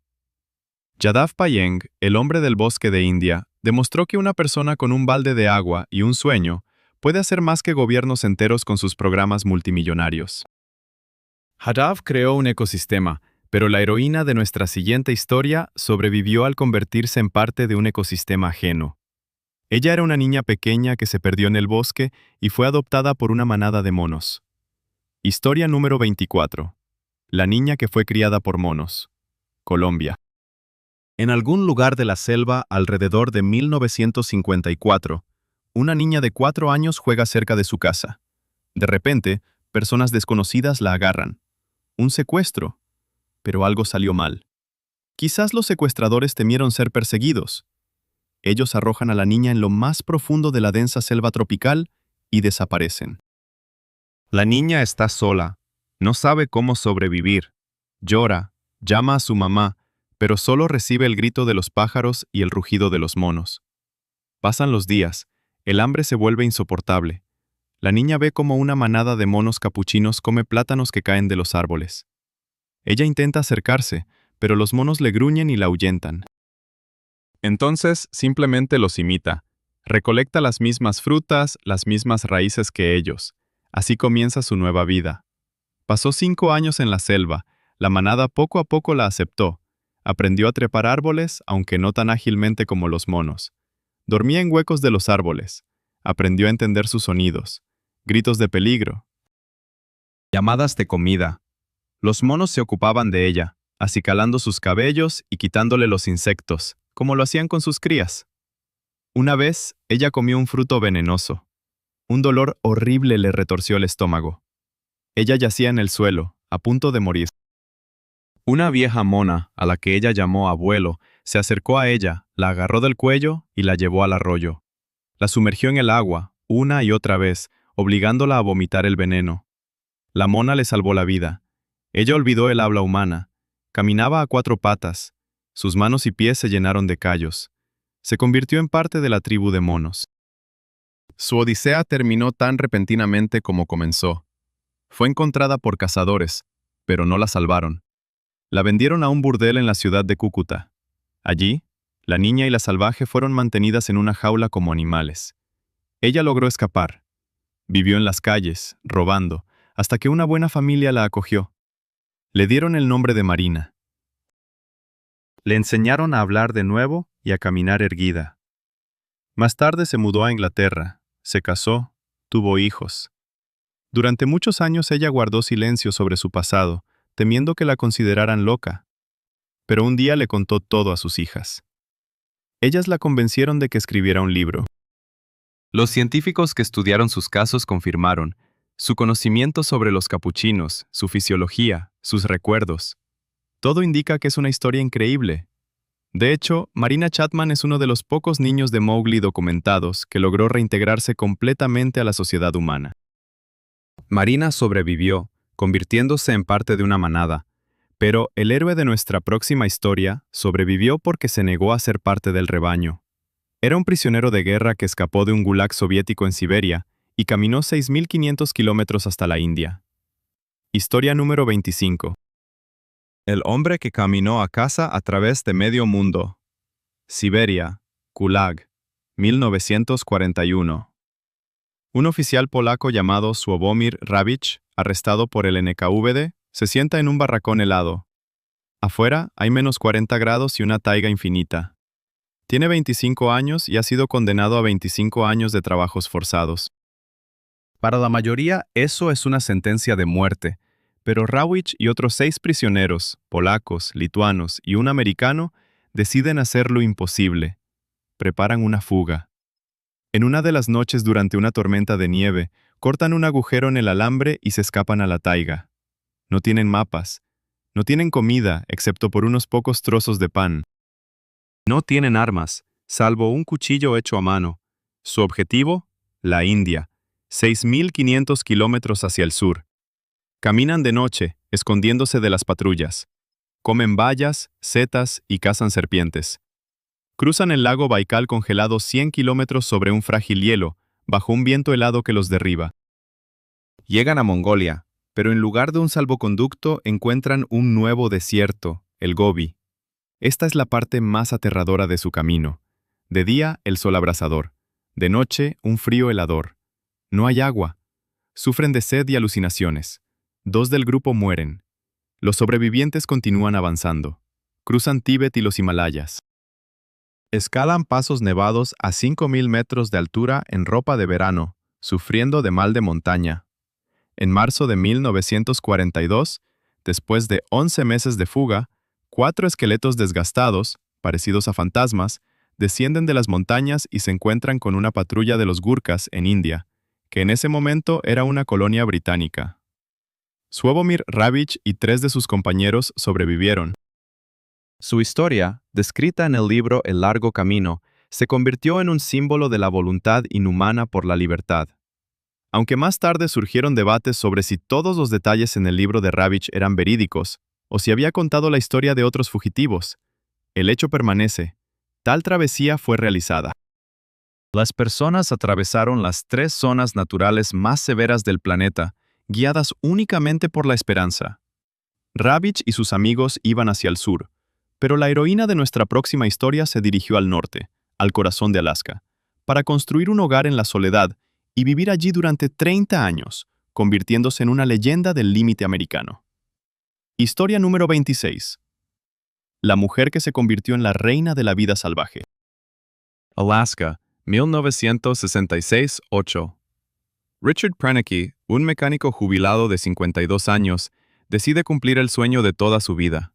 Encuentra un lago remoto en las montañas que llama Los Lagos Gemelos y construye allí una cabaña de troncos, utilizando solo herramientas manuales. Él vivió allí 30 años. Su vida fue un himno a la simplicidad y la autosuficiencia. Cazaba, pescaba, cultivaba verduras en el corto verano de Alaska. Lleva un diario detallado y grabó su vida en película de 16 milímetros. Estas grabaciones más tarde se convertirían en la famosa película Uno en la naturaleza salvaje. Richard Prenneke no era un ermitaño misántropo. Amaba la naturaleza como un ser vivo. Observaba a los osos grizzly, wolverines y lobos, no como presas, sino como vecinos. Conocía cada ave, cada árbol. Su cabaña, construida con una precisión y habilidad increíbles, aún se mantiene como un monumento al genio humano. Demostró que el ser humano puede vivir en armonía con la naturaleza, sin destruirla, sino convirtiéndose en parte de ella. Pero la historia de Richard Prenneke no estaría completa sin mencionar otra leyenda de Alaska. La historia de una mujer cuya vida recuerda a un cuento de hadas. Su nombre era Ada Blackjack, 1921. Una joven esquimal, costurera de profesión, que necesitaba desesperadamente dinero para tratar a su hijo enfermo. Aceptó ir a una expedición ártica a la deshabitada isla de Wrangell como cocinera y costurera. La expedición, formada por 5 personas, tenía como objetivo reclamar la isla para el Imperio Británico, pero algo salió mal. El barco que debía recogerlos un año después no pudo abrirse paso a través del hielo. La comida comenzó a escasear. Uno de los miembros se enfermó de escorbuto. 3 de los hombres más fuertes se fueron a pie sobre el hielo en busca de ayuda al continente, a 700 millas. Nadie volvió a verlos. En la isla quedaron 2, Ada y el enfermo y temperamental científico Lorne Knight. Ada, que jamás había cazado en su vida y temía el rifle, tuvo que cuidarlo. Aprendió a poner trampas para los zorrillos, a disparar aves y a ahuyentar a los osos polares de su campamento. Knight murió y Ada quedó sola. Durante 2 años sobrevivió en la isla helada. Su único compañero fue el gato de la expedición, llamado Vic. Construyó canoas de pieles, reparó rifles, llevó un diario. Ella, una pequeña mujer frágil que los hombres exploradores consideraban inútil, resultó ser la más fuerte de todas. En 1923, un barco la rescató, y Ada Blackjack, la Robinson Crusoe del Ártico, regresó como una heroína. Pero la fama no le interesaba. Se llevó el dinero que había ganado y culó a su hijo. Estos 2, Prenneke y Blackjack, cada uno a su manera, mostraron que Alaska no es solo un desierto helado, sino un lugar donde se manifiesta la verdadera esencia del ser humano. Sobrevivieron en la naturaleza salvaje, pero el héroe de nuestra siguiente historia sobrevivió en un mundo donde la naturaleza fue reemplazada por números. Él era un hacker que hackeó el Pentágono, utilizando una computadora del tamaño de un armario, y casi inició una tercera guerra mundial, y ahora hay rastros de ovnis. Historia número 27. Un hacker que buscaba extraterrestres en las computadoras del Pentágono. Londres, a comienzos de 1990. Gary McKinnon, un administrador de sistemas desempleado, está sentado en su pequeña habitación iluminada solo por la luz azul del monitor. No busca cuentas bancarias ni secretos de Estado, busca la verdad. Gary es un ufólogo. Cree firmemente que el gobierno de los Estados Unidos oculta tecnologías obtenidas de extraterrestres. Él leía los testimonios de testigos que afirmaban haber visto en la NASA y en el Pentágono fotografías de naves extraterrestres y listas de oficiales no terrícolas. Usando una computadora antigua con un módem de 56 kilobits por segundo, velocidad a la que descargar una canción tardaba media hora, Gary comenzó su cruzada. Escribió un programa simple en lenguaje Perl que escaneaba miles de computadoras en las redes del ejército estadounidense, la Marina y la NASA, buscando máquinas sin contraseñas, y encontró cientos de ellas. Durante 2 años, desde febrero de 2001 hasta marzo de 2002, Gary McKinnon tuvo acceso prácticamente ilimitado a las redes más secretas del mundo. Deambuló por los pasillos virtuales del Pentágono, del Comando Espacial de Estados Unidos y de los laboratorios de la Marina. No lo hacía con intención de hacer daño. Era como un niño en una confitería. Dejó en las pantallas de las computadoras militares mensajes como «Su seguridad es un desastre». Una vez se topó con una carpeta titulada «Oficiales no terrícolas». Comenzó a descargar un archivo, pero su conexión lenta se interrumpió a mitad de camino. En otra ocasión, accedió a una computadora en el Centro Espacial Johnson en Houston y vio en la pantalla una imagen de alta resolución. Era un objeto plateado y alargado, suspendido sobre el hemisferio norte. Estaba convencido de que era una nave de extraterrestres. Pero en ese momento, un ingeniero de la NASA notó movimiento del cursor en su pantalla y cortó la conexión, aunque su actividad no fue inofensiva. Después de los ataques del 11 de septiembre de 2001, las autoridades estadounidenses estaban en un estado de paranoia. Cuando descubrieron la intrusión, decidieron que era un ciberataque. Las acciones de Gary inutilizaron durante 24 horas una red de 2.000 computadoras del Distrito Militar de Washington, encargada de la protección de la capital. El daño fue evaluado en $700,000. En 2002, lo arrestaron. Estados Unidos pidió su extradición, acusándolo del mayor hackeo militar de todos los tiempos. Enfrentaba 70 años de prisión. Pasó 10 años lidiando con la extradición. Sus abogados argumentaron que no era un terrorista, sino simplemente un curioso con el síndrome de Asperger. Al final, el gobierno británico se negó a extraditarlo a Estados Unidos. Gary McKinnon nunca encontró pruebas definitivas sobre la existencia de extraterrestres, pero demostró que a veces el sistema de seguridad más sólido del mundo puede ser vulnerado por una sola persona obstinada en pijama. Gary buscaba naves en el cielo, pero el héroe de nuestra siguiente historia encontró una nave en la Tierra, en el desierto. Era un arqueólogo que descubrió la antigua barca solar del faraón Keops y pagó por ese hallazgo con una maldición que lo persiguió toda su vida. Historia número 28. La maldición de la barca solar y el arqueólogo que tenía miedo de dormir. Egipto, meseta de Giza, 1954. El sol ardiente derrite las piedras a los pies de la gran pirámide de Keops. Un joven arqueólogo egipcio, Kamal el-Malak, dirige un trabajo rutinario de limpieza de escombros en la pared sur de la pirámide. De repente, un trabajador se topa con una gigantesca losa de caliza. Debajo hay 41 más. Es el techo de una cámara subterránea sellada herméticamente. Kamal entiende que está al borde del descubrimiento del siglo. Perfora un pequeño agujero en una de las losas, coloca un espejo para capturar un rayo de sol y echa un vistazo adentro.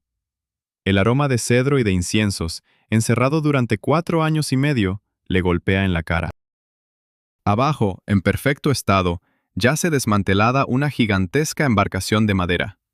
Era la embarcación solar del faraón Jufu, un barco funerario que debería llevar el alma del rey por el Nilo celestial hacia el más allá. El hallazgo era comparable en importancia al descubrimiento de la tumba de Tutankamón.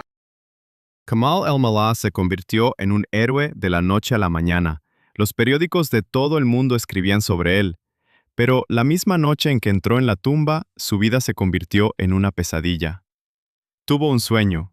Vio al faraón Jufu, quien estaba de pie en la cubierta de su barca, y le señalaba con el dedo. «Has perturbado mi paz», decía el fantasma. «Pagarás por esto». A partir de ese día, Kamal dejó de dormir. Cada noche tenía pesadillas. A veces se ahogaba en el Nilo. Otras veces lo sepultaban con arena en el desierto. O las momias lo perseguían por los pasillos de la pirámide. Perdió peso y se volvió irritable. Empezó a tener miedo a la oscuridad. Sus amigos, científicos, se reían de él. «Kamal, tú eres un hombre educado. ¡Qué maldición! Es solo estrés por la fama». Pero cosas extrañas siguieron sucediendo. El restaurador principal que trabajaba en la reconstrucción de la barca murió de un ataque al corazón en su puesto de trabajo. El fotógrafo que tomó las primeras imágenes murió en un accidente de tráfico. Kamal se obsesionó con la idea de que el espíritu del faraón se estaba vengando de él. Se mudó de su apartamento a una pequeña casa justo al lado de la pirámide, para estar más cerca del faraón y pedirle perdón. Cerró su habitación con 5 llaves, aunque vivía solo. 31 años vivió a la sombra de su gran descubrimiento. En 1985, Kamal el-Mallah, ya anciano y agotado por el insomnio, se quitó la vida. En su nota de suicidio escribió: «Ya no puedo más. El faraón me llama. Me voy con él». Si fue una verdadera maldición o simplemente un juego de la imaginación de un hombre quebrantado por el peso de la responsabilidad, nunca lo sabremos. Pero la historia de la barca maldita se convirtió en una advertencia para todos aquellos que se atreven a perturbar el sueño de la eternidad. Kamal el-Mallah encontró el barco bajo tierra, pero los héroes de nuestra próxima historia construyeron un barco sobre la tierra para volar hacia el cielo, y su vuelo se convirtió en la aventura más increíble y conmovedora en la historia de la aeronáutica. Historia número 29. Un saco de papel que abrió el cielo a la humanidad. Francia, ciudad de Annonay, 1782. Joseph Michel Montgolfier, dueño de una fábrica de papel, está sentado junto a la chimenea. Mira pensativamente cómo el humo y el aire caliente elevan las cenizas a través de la chimenea. En su mente, la mente de un soñador y un inventor, nace una idea tan poderosa que cambiará el mundo. ¿Y si atrapamos ese humo en un saco de papel?, piensa. ¿Volará el saco como las cenizas? Hace un pequeño saco de seda, lo sostiene sobre el fuego y este asciende hasta el techo. Joseph y su hermano Jacques comienzan su gran experimento. No son físicos científicos. Erróneamente creen que la fuerza de elevación la produce no el aire caliente, sino un gas especial de Montgolfier que se encuentra en el humo. Por eso, no solo queman leña en la hoguera, sino también paja húmeda y viejas trapos de lana, para que el humo sea más denso y oloroso. El 4 de junio de 1783, ellos realizan la primera demostración pública. En la plaza del pueblo, inflan un gigantesco globo de arpillera, revestido de papel. Este asciende a una altura de 2000 metros y vuela 2 kilómetros. La multitud está horrorizada y maravillada. La noticia llega a París, al rey Luis XV. Los hermanos Montgolfier son invitados a Versalles, el 19 de septiembre de 1783, en la corte del Palacio de Versalles. Allí se reúne toda la nobleza francesa, incluyendo a la reina María Antonieta. Los hermanos Montgolfier presentan su nuevo globo, un modelo lujoso, azul con diseños dorados. Pero surge la pregunta: ¿puede un ser vivo soportar el vuelo en el aire enrarecido a gran altura? El rey sugiere enviar a volar a 2 criminales condenados a muerte. Si sobreviven, serán perdonados. Los hermanos protestan. El primer vuelo debe ser un honor, no un castigo. Proponen enviar animales. Los primeros aeronautas en la historia de la humanidad son un carnero, un pato y un gallo. Los colocan en una cesta trenzada, suspendida del globo. Al son de un salve de cañón, el globo asciende al cielo. Vuela durante 8 minutos y aterriza suavemente en un bosque a 3 kilómetros de Versalles. Los animales están vivos y saludables. El gallo, sin embargo, sufrió una herida en el ala, pero resultó que fue solo un empujón del carnero en la cesta estrecha. El camino al cielo está abierto.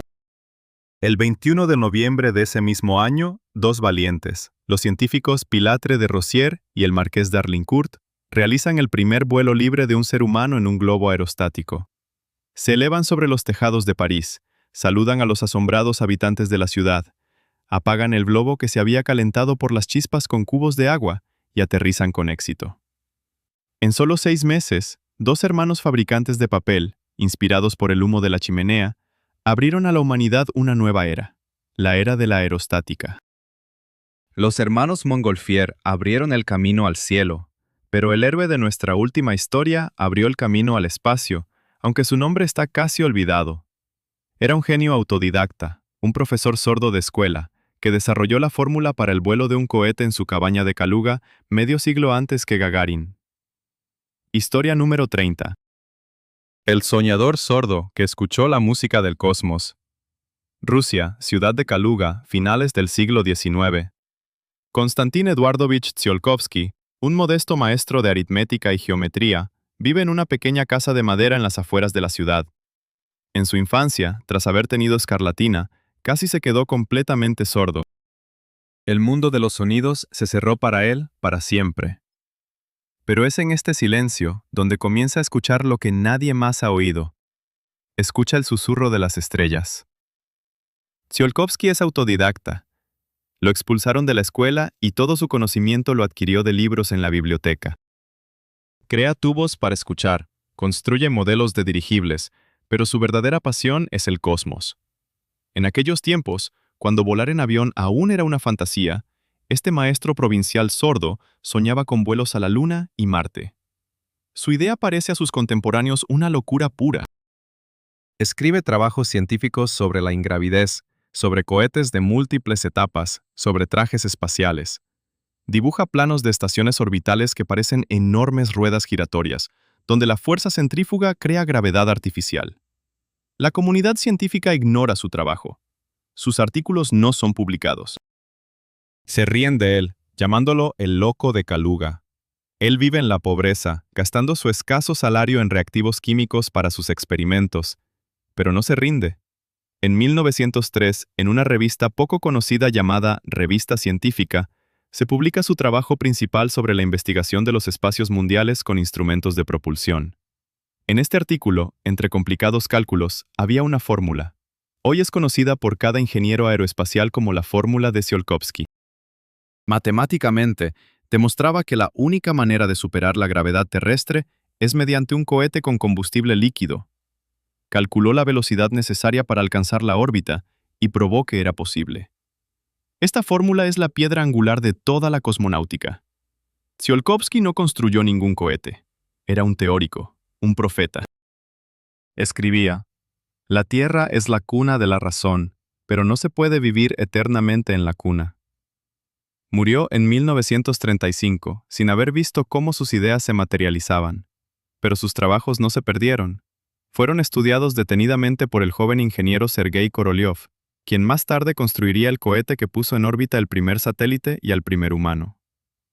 Wernher von Braun, creador del programa lunar estadounidense, consideraba a Tsiolkovsky su maestro. Cuando Yuri Gagarin voló al espacio, en realidad voló por una trayectoria calculada por un sordo maestro de Kaluga medio siglo antes, en el silencio de su cabaña. Konstantin Tsiolkovsky, un hombre que no escuchó las voces de las personas, oyó el llamado del universo y trazó para la humanidad el camino hacia las estrellas. Y nuevamente cerramos la última carpeta. 30 historias, 30 destinos increíbles. Hemos visto cómo un hombre vende una torre que no le pertenece y cómo un ejército pierde una guerra contra los pájaros. Fuimos testigos de cómo las personas sobrevivían en el fondo del océano y en los cielos, cómo construían castillos de basura y bosques enteros a partir de una sola semilla. Estas crónicas no son solo un conjunto de curiosidades.